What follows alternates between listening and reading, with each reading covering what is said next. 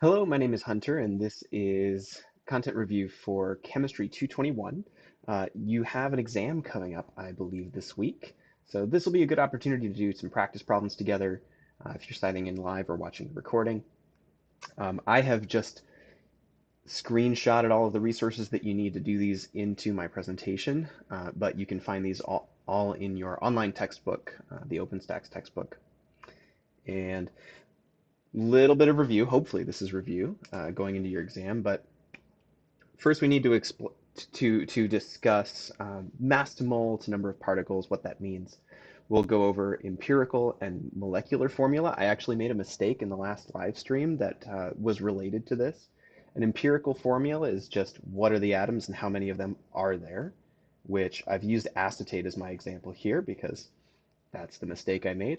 So C2H3O2 with a negative charge is acetate, but your molecular formula is written more to give you an impression of how those atoms are bonded to each other. And so you'll see this very commonly in things like organic chemistry if you continue your chemistry education. So that's why I did not immediately recognize it as acetate, but that's what that means. Units of concentration, you need to know what a mole is. A mole, 1 mole, is 6.022 times 10 to the 23rd of something. That can be 6.022 times 10 to the 23rd.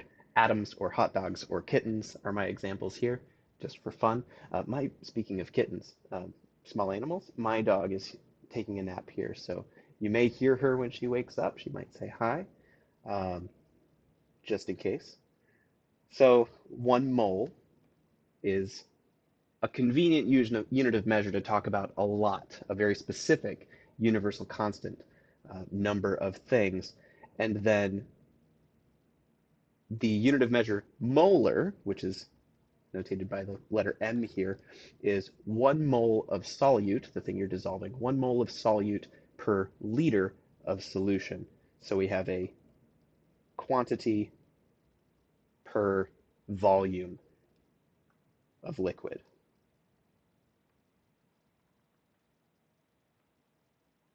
Let's see, what am I forgetting here?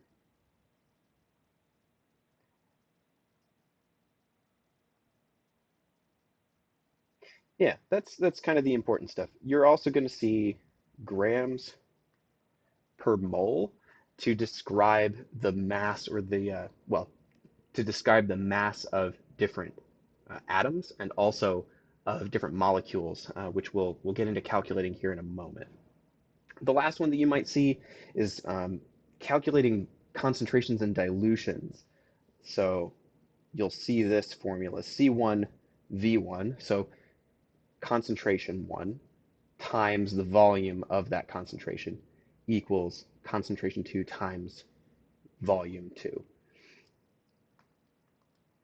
that might be handy later. To help us all out, I have just copy and pasted my periodic table that I like to use. Um, you will be given one for your exam, I imagine, and you should use the values that are on that table. Um, for example, for hydrogen, let me use a different color here.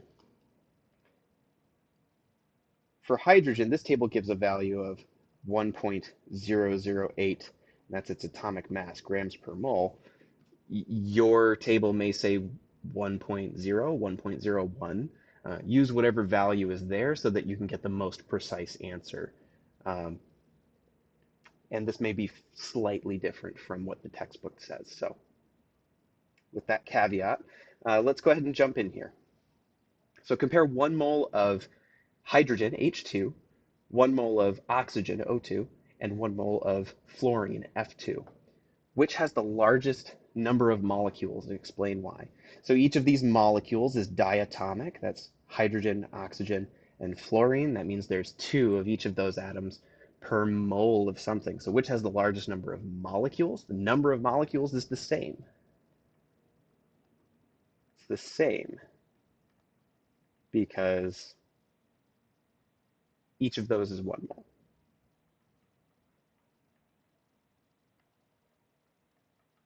1 mole equals 1 mole. Which has the greatest mass? So now we have to look back at that periodic table. So we have hydrogen up here in the top left. We have that mass of 1.008. So for each mole of diatomic hydrogen, we have 2 times, because we have 2 hydrogen atoms, 2 times 1.008 grams would give us our atomic or our molecular mass. We don't even have to do that math because each of these would be multiplied by 2. We can just look at the first one.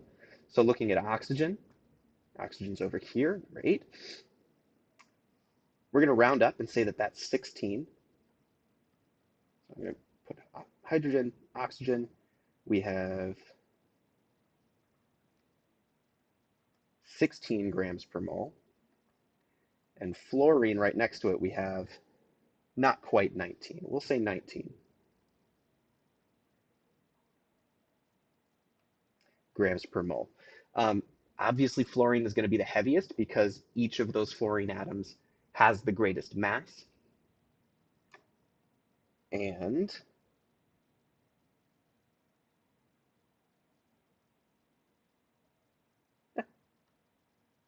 that pretty much sums it up. Check what your atomic mass is. That's the number of grams per mole that each of those atoms is. Make sure as you're calculating these out, you know how many of those atoms you need to account for. So that's going to be in our first problem here. We're going to skip this one. Determine the number of moles of the compound, and determine the number of moles of each type of atom. So we have 2 questions in here. Number of moles of each type of atom for the following. We're going to look at aluminum sulfate. So I'm going to rewrite this here. We have Al2 and then in parentheses SO4, and we have 3 of those. This is the way that I was taught to solve these. It was really convenient for me in exams. I'm going to go all the way off to the side here, and yes, you should be able to see. And I'm going to write vertically the identity of each of the individual atoms that go into this molecule. And then I'm going to write how many of each of those appear in the molecule. So we've got 2 aluminum atoms, we've got 3 sulfur atoms, and 12, 3 times 4 is 12, oxygen atoms. We then have molar masses for each of these. So going back up to our periodic table, aluminum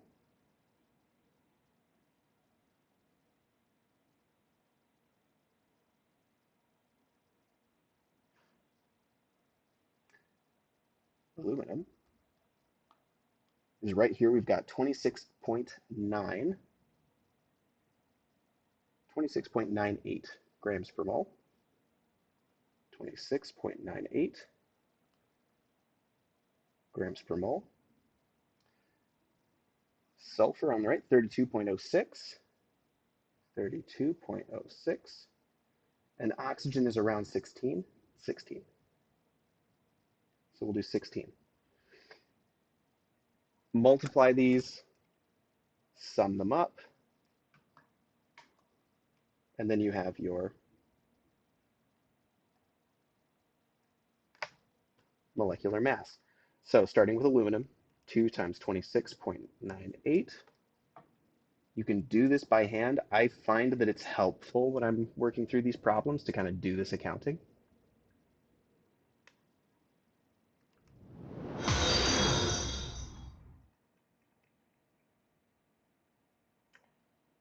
3 times 32.06.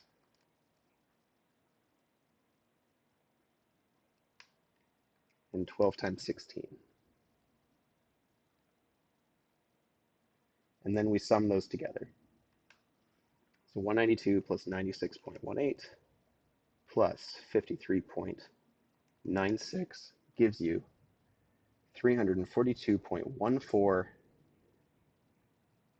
grams per mole. So now we have the mass per mole of this substance. In our question, we're given 78.452 grams of this substance. We're always going to start with how much we have.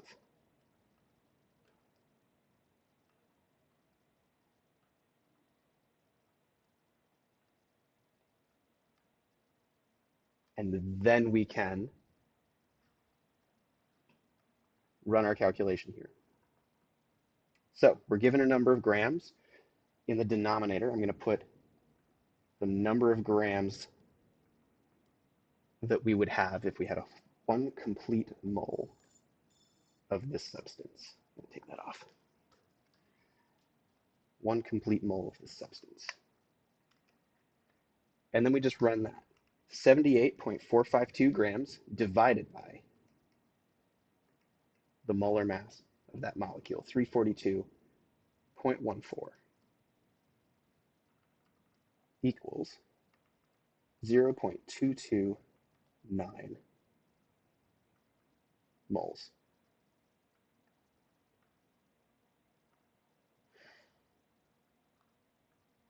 Of aluminum sulfate.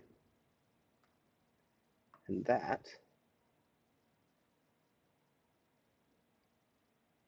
that's the number of moles that we have. So we have the number of moles of the complete molecule.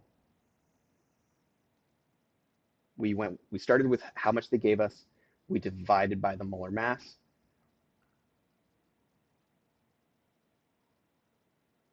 Grams cancel out. Moles is our new unit of measure. So 0.229 moles.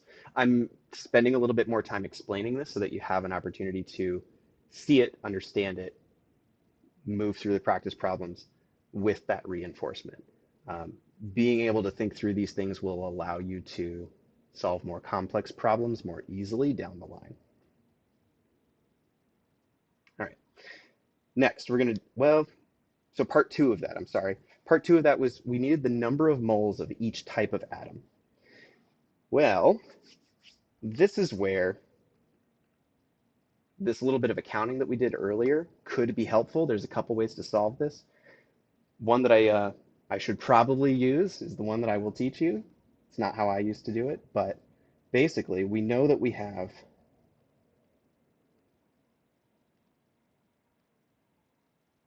this many moles of the aluminum sulfate,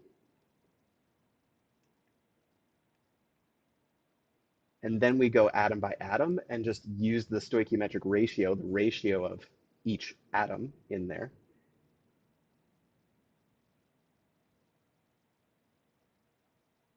So the denominator is going to be our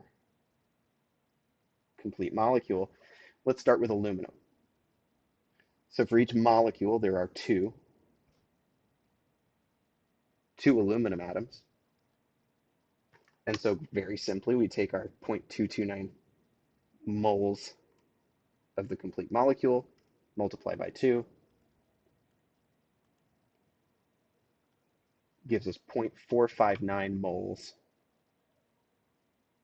of aluminum. And you can do the same for each of those atoms. We would multiply by times 3 for sulfur, times 12 for oxygen, and that would give you the number of moles for each of those atoms in this molecule. So I'm not going to do that because that would be very time consuming. I think you can see how this works. We would just be changing the identity and the number of molecules in that numerator according to how many were in the molecule. All right, so moving on. Determine the number of atoms and the mass of zirconium, silicon, and oxygen found in 0.3384 moles of zircon, a semi-precious stone. And we're given a formula here. All right, so we're given moles this time.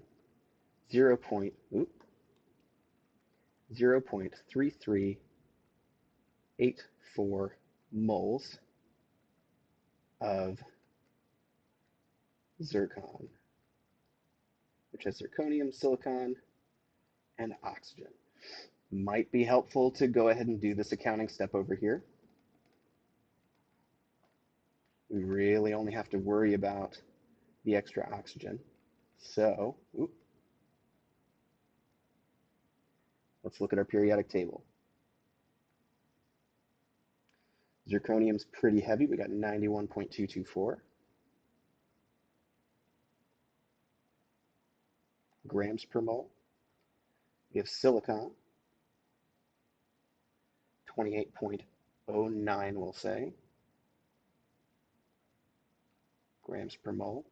And then oxygen, oxygen again is 16 grams per mole. Let's sum those up. 91.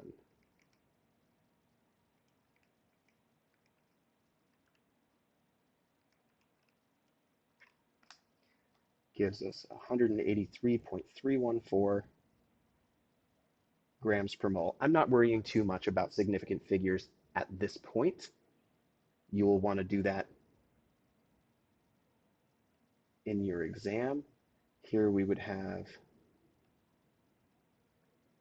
well, I rounded for my oxygen, so that actually throws a whole monkey wrench in there, but they may tell you how many significant figures they want. Just be aware of that.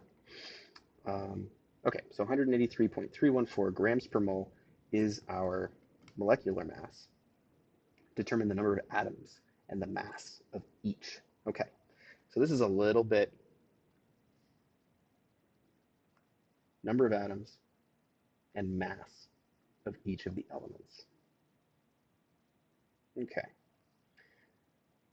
let's start with, we've got our moles. This is the easiest question to answer right now. There's one zirconium and one silicon per mole of this molecule. So we have 0.3384 moles of zirconium, of zirconium. 0.3384 moles of silicon, and then we have 4 times that. 4 times 0.3384 is 1.3536 moles of oxygen. Now, what are the masses of those?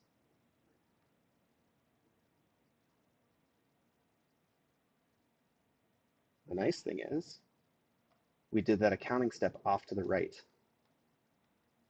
So we can just run the stoichiometry. Well, not stoichiometry. We can just run this equation. So 0.3384 moles of zirconium times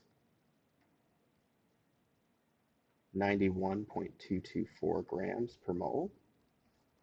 And just divide it out. 0.3384 divided by 91.224 equals 0.00371 grams of zirconium. I'm going to give us a little more space here if I can. Yeah. Same thing for silicone. For every mole of silicone, we have 28.09 grams.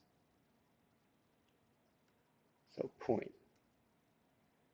0.3384 divided by 28.09 grams gives us 0.012. Excuse me. I should be multiplying this. This is where,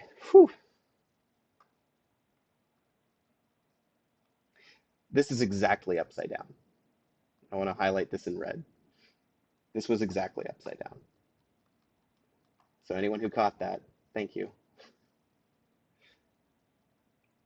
For every mole of zirconium, we have 91.224. Those quantities were looking awfully small to me. So 0.3384 times 91.224 equals 30.87 grams of zirconium. Same thing over here. For every mole of silicone,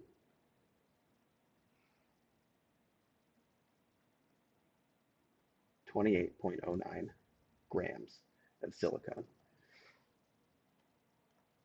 Units cancel out.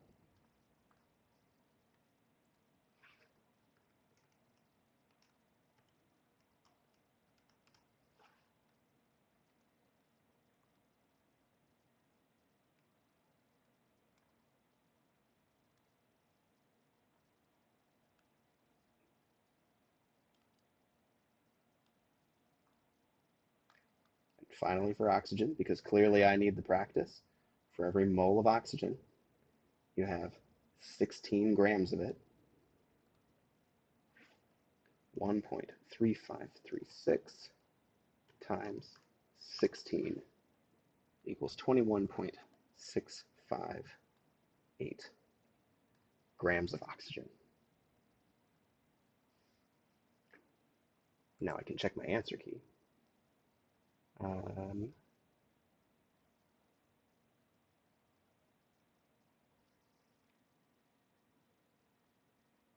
Mass of zirconium.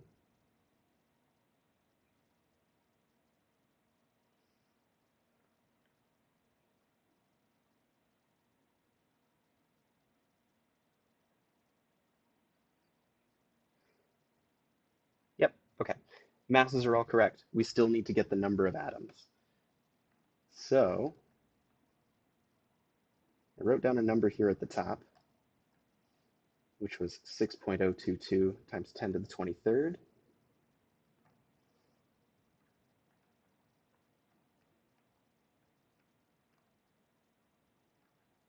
That is Avogadro's number times the number of moles of each that you have.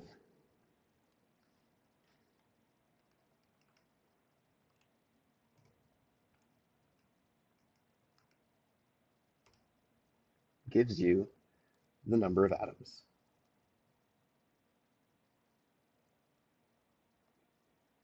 And that would give you roughly 2.04 times 10 to the 23rd atoms of zirconium.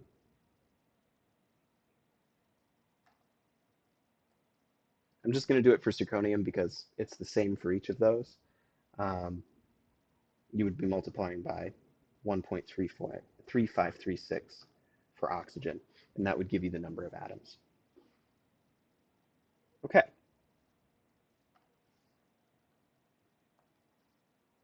Masses, number of atoms.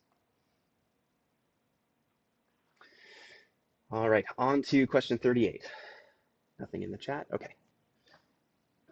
Determine the empirical formulas for compounds with the following percent compositions. We're going to do B here. 28.7% potassium, 1.5% hydrogen, 22.8% phosphorus, and 47% oxygen. Okay, so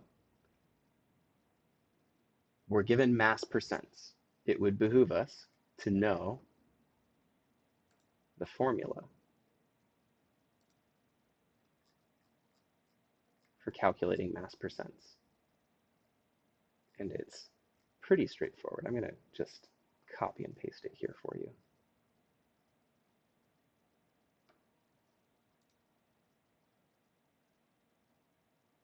Okay.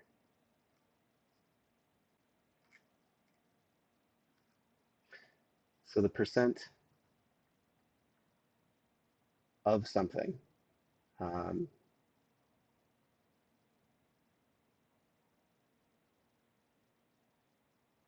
we'll start with hydrogen.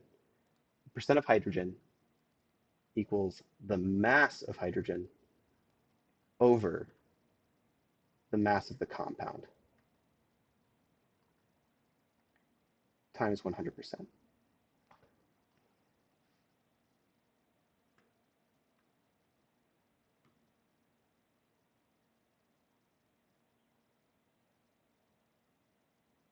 A lot of the earlier practice problems in the book seem to give you a mass first for each of the elements, but we can, let's see, determine the empirical formulas for the compounds.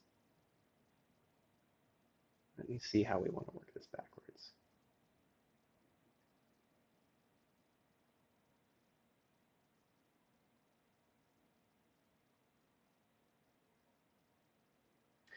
Well, mass of hydrogen, mass of compound. We're not given a mass of the compound. We're given only percents.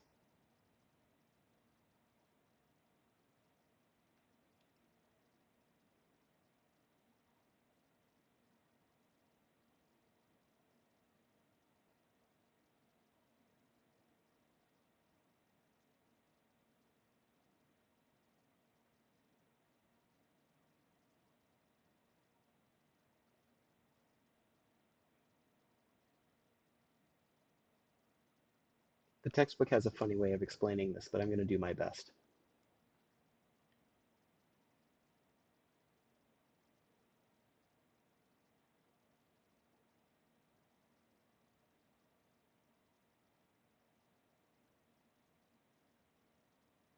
No, that's not going to work. They're still doing it with masses first.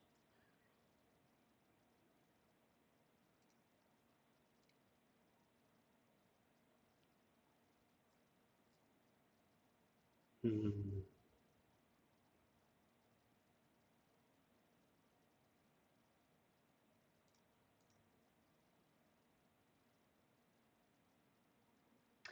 We don't need to know how much mass there is because we can simply start with a scale of 100. That's why. Okay, alrighty. So let's start with potassium because it's listed first.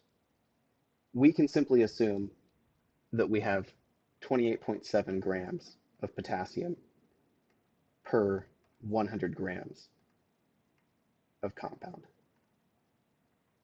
and go from there.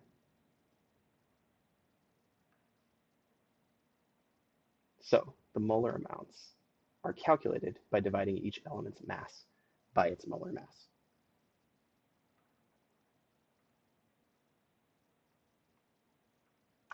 Molar mass of potassium is 39 point, we'll say 1, 39.1.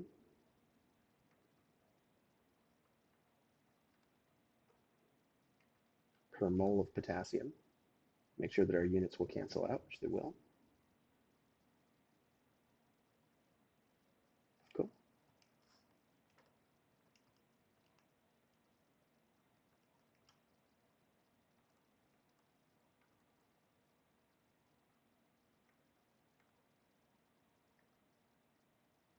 Okay. 1.5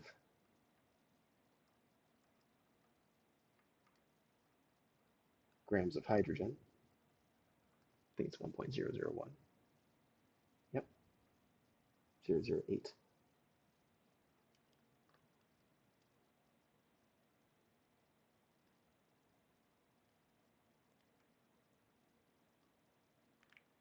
For every mole of hydrogen.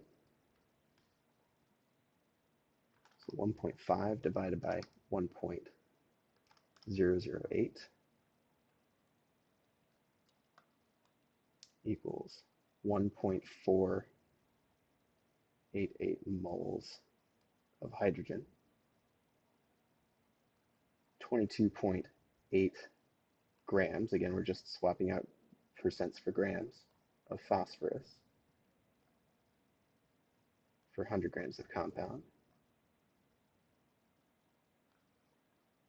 Let's take a look at phosphorus.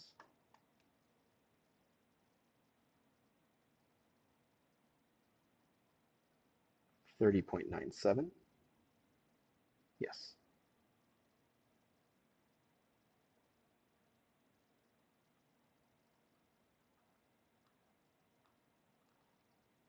22.8 divided by 30.97 grams gives you 0.736 moles of phosphorus. And finally, 47.0 grams of oxygen.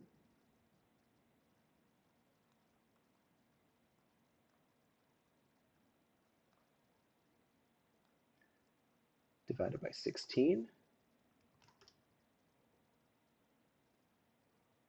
equals 2.94 moles, so not quite 3. So this now gives us a sense of what the ratios are. I see a message in the chat. How did I get which number?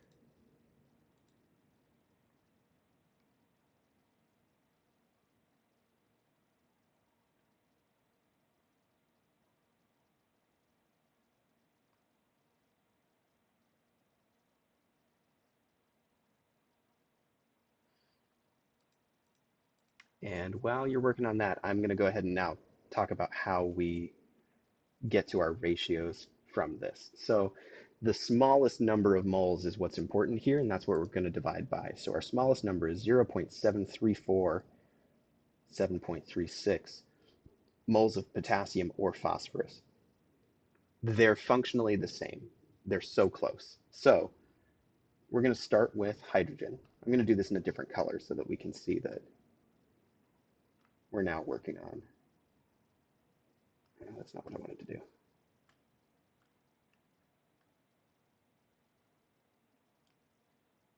There we go. All right.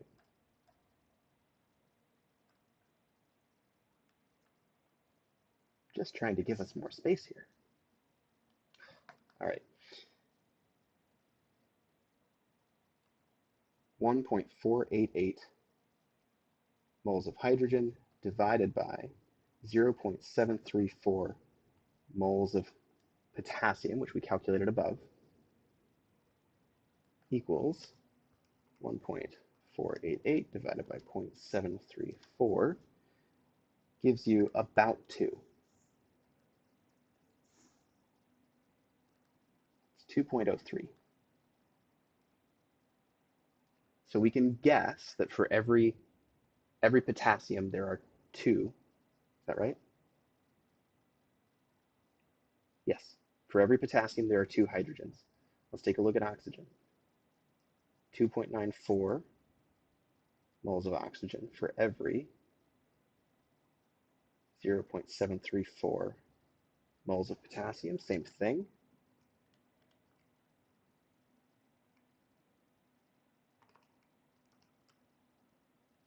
Gives you about 4.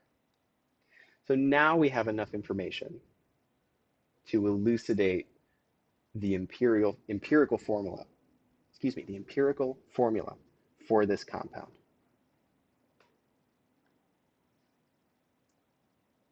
And we'll start with,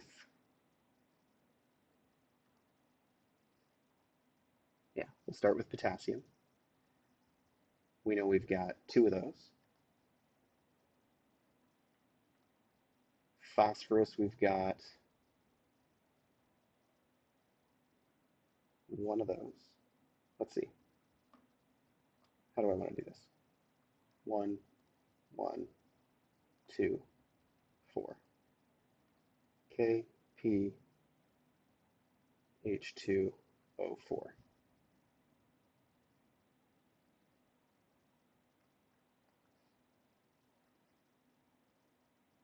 Yeah, feel good about that.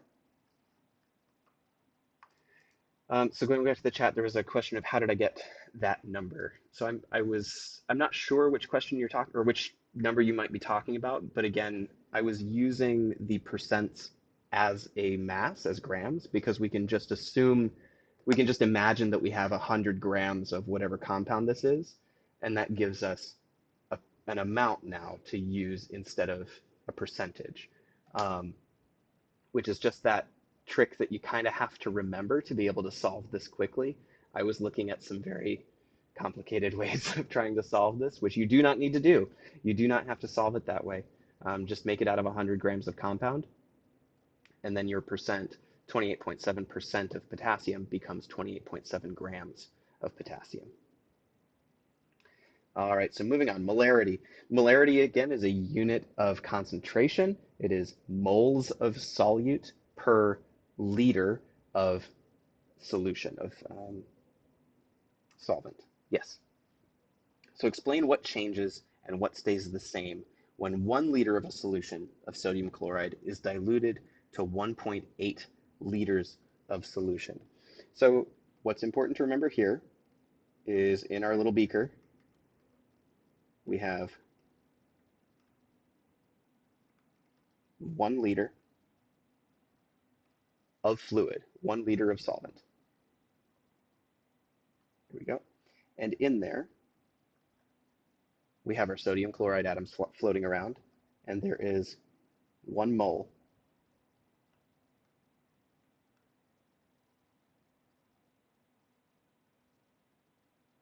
Explain what changes and what stays the same when 1 liter of solution of sodium chloride is diluted. We're going to pretend for a moment that there's 1 mole of sodium chloride in here. It doesn't say how much, but it actually doesn't matter. The thing to remember here is when we add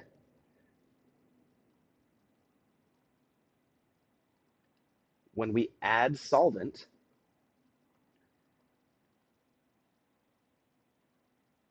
the amount of sodium chloride or whatever other solute you have in there stays the same.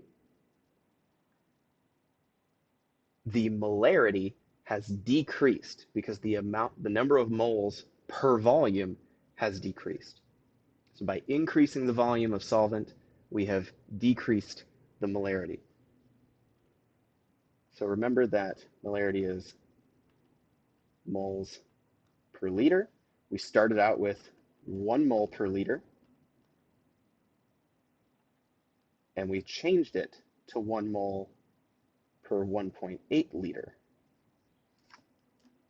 Running that math, we now have a new molarity of 0.556.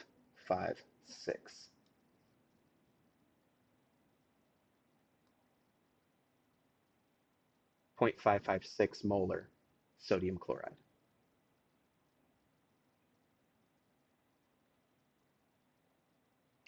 All right, determine the molarity of each of the following solutions. We'll just do one of these. We've got 1.457 moles of potassium chloride in 1.5 liters of solution. Easy peasy, moles per liter, 1.457 moles per 1.5 liters.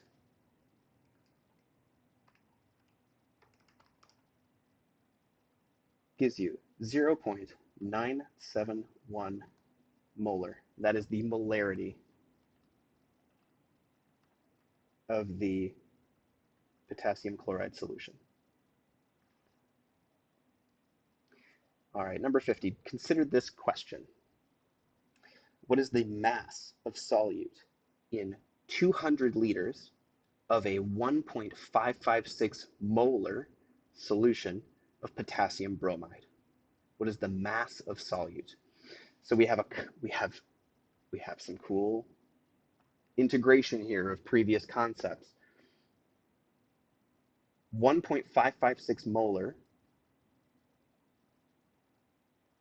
means that we have 1.556 moles per 1 liter of solute. We know that we're given 200 liters. So that's 200 times the number of moles. And that's going to get us to a new quantity, 1.556 moles times 200 equals 311.2 moles of potassium bromide. So now we need to come to a mass. What is the mass of solute? We know how many atoms there are. We know how many moles there are. How much does potassium bromide weigh? Back to our periodic table. Potassium is 39.1 grams per mole, and bromine is 79.9. Sum those up. There's no multiplication involved because there's just one of each in that compound. We have 119 grams per mole of potassium bromide. Now we can find out exactly how much mass of solute we should have. So we take our 311.2 moles of potassium bromide times our 119 grams per mole of potassium bromide. And we should get a new mass of 37,032.8 grams of potassium bromide. Now, if I was given this amount, where can we access these questions that we're answering? These questions can be found in your textbook. And I'm just gonna go ahead and drop the link in the chat here for you so that you can follow along. There you go. So this is in your OpenStax textbook at the end of chapter 3 exercises. I need to let my dog out. Just one moment. Bye, have fun. Okay, and we're back. So 37,000 grams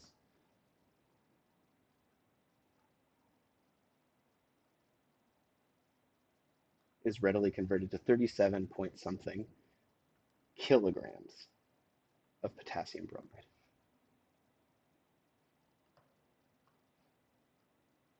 And that is your answer.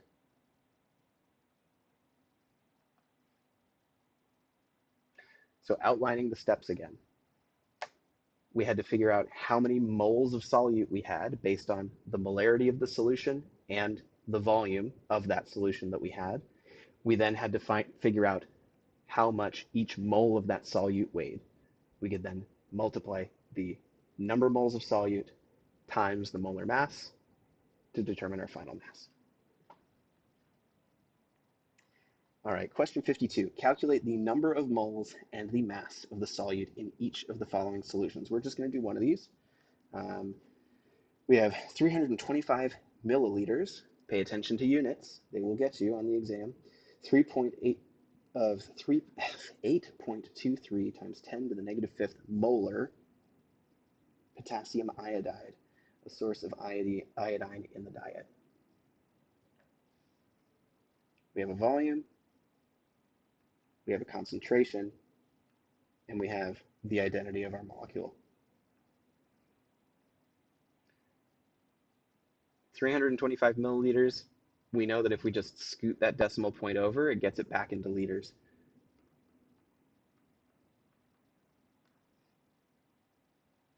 If you need a visualization of that,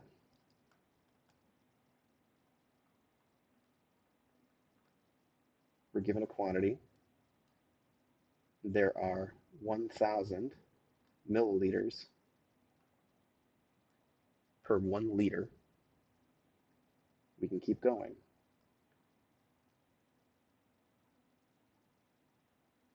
We're given a concentration.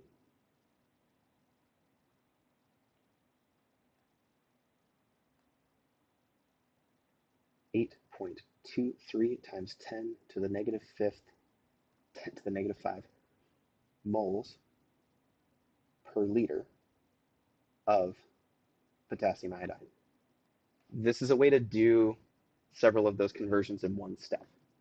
So 325 divided by 1,000 times 8.23 times 10 to the negative fifth equals 2.675 times 10 to the negative fifth what?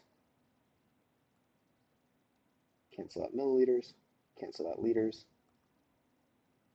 moles of potassium iodide. So we have the number of moles. That's one part of the question. Now we need to know the mass. And to do that, we go back to our periodic table, 39.1 grams. Iodine is 126.9, 126.9 grams. Sum those up. It's convenient, 166. So we have 2.675 times 10 to the negative 5 moles times 1.66 grams, 166 grams per mole of potassium iodide. 2.675 times 10 to the negative 5 equals 0.00444 grams of potassium iodide. Number of moles, mass.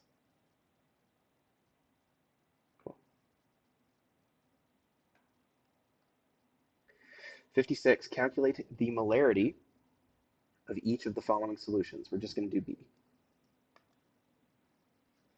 So we have 2.026 grams of iron chloride in 0.1250 liters of solution used in an unknown. Calculate the molarity.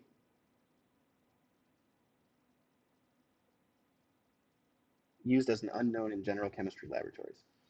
That information is not important for you for answering this question. Before you go to question 56, can you clarify the first question, which answer was for which? Did the audio cut out for you? Okay. 52.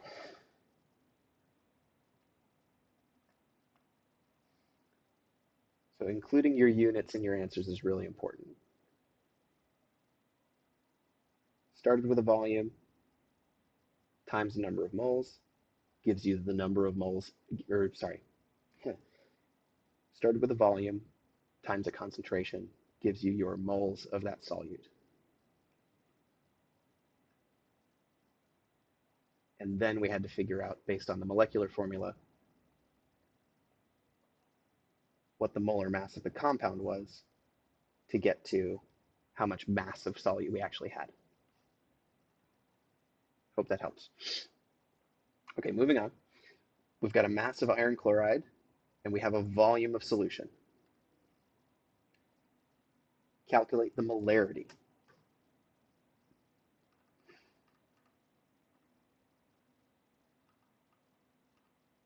Reminder again that molarity is moles per liter. So really we just need to figure out how many moles of solute we have.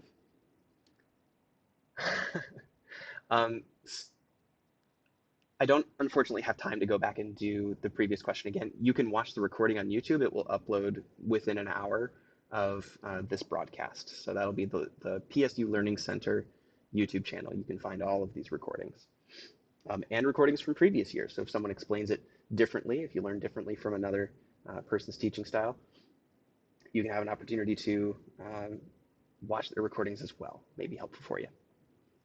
Yeah, no problem. So moles per liter equals molarity. Excuse me. Let's do our accounting step.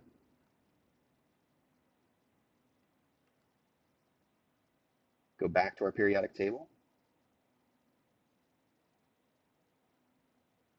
Did I say iron? Iron is 55.845 grams. 55.845 grams. And chlorine is 35.45. Sorry if I'm making you dizzy with that. Now we sum those up. 55.845 plus the quantity 3 times 35.45 gives you 162.195 grams per mole of iron chloride. Okay, so now we have a molar mass. We take the quantity we were given,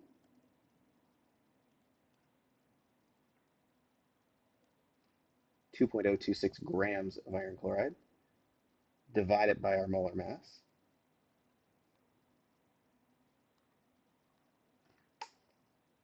.026 divided by 162 gives us the number of moles.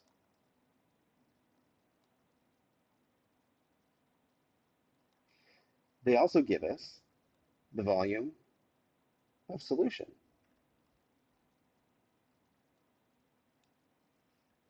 Moles per liter. So we just divide by 125, gives us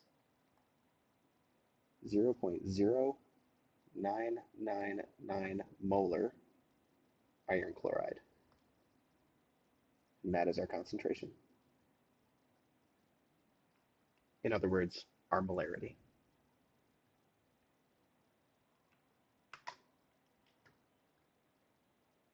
All right, we've got about 8 minutes left in the stream. We're about down to our last problem. We'll run through it, and then if you have any other questions, I can go back and work on those. So what is the final concentration of the solution produced when 225 milliliters of a 0.09988 molar solution of sodium bicarbonate, I think that's bicarbonate, is allowed to evaporate until the solution volume is reduced to 45 milliliters? So what is this question saying?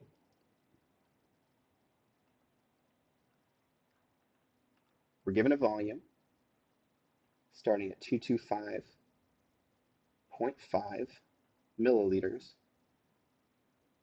and a molarity of solution of 0.9988 molar.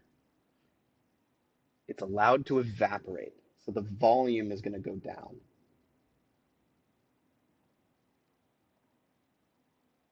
Started here, we're going to lose some volume.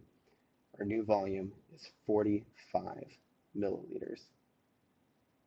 What is the new concentration? That is what we're trying to answer. So this is where that formula that I wrote at the top of this document will be really, really helpful. Concentration 1 times volume 1 equals concentration 2 times volume 2. We know our concentration 1, 0.9988 molar. We know our volume 1 is 225 milliliters.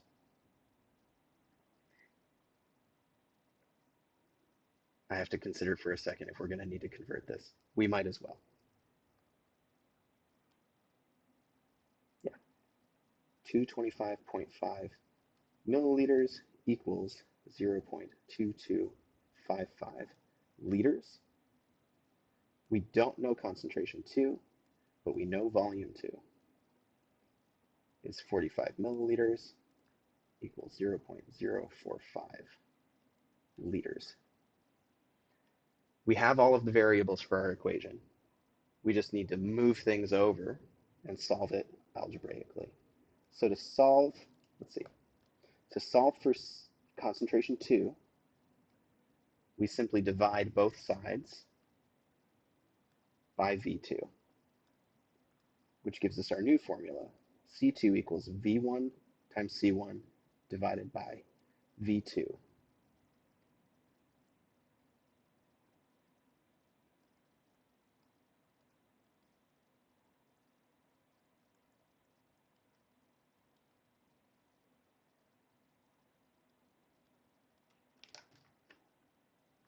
Let's see what we got.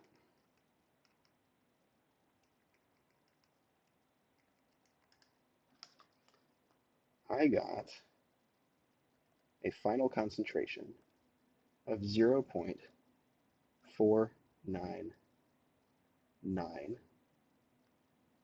molar. Let's look at this answer and see if it makes sense. As the volume of solution went down, the number of moles of solute stayed the same. So our concentration, the number of moles per solute, should go up. We lost a lot. We lost a lot of solution. So our molarity should go up quite a lot. And it looks like it did. So this answer makes sense. Cool. Alrighty. That is the live stream. We've got a couple of minutes left. We do have a couple people here in the chat. So if you have any specific questions, I'm happy to talk through those. I'll hang out for a couple of minutes.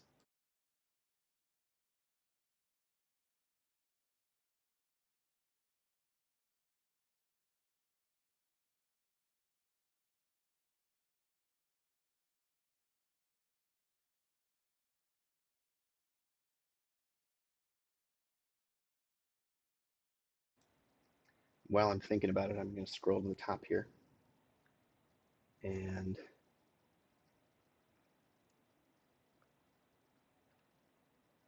This is Avogadro's number,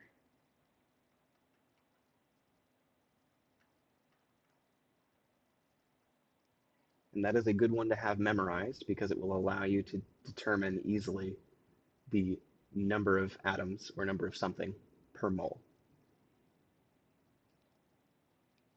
6.022 times 10 to the 23rd.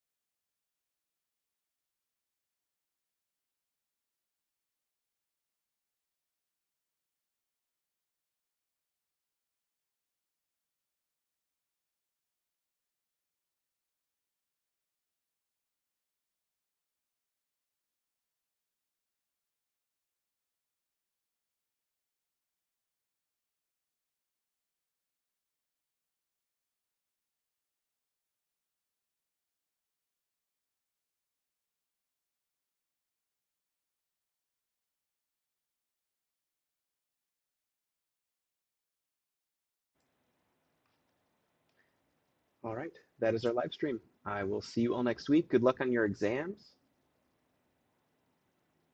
See you next time.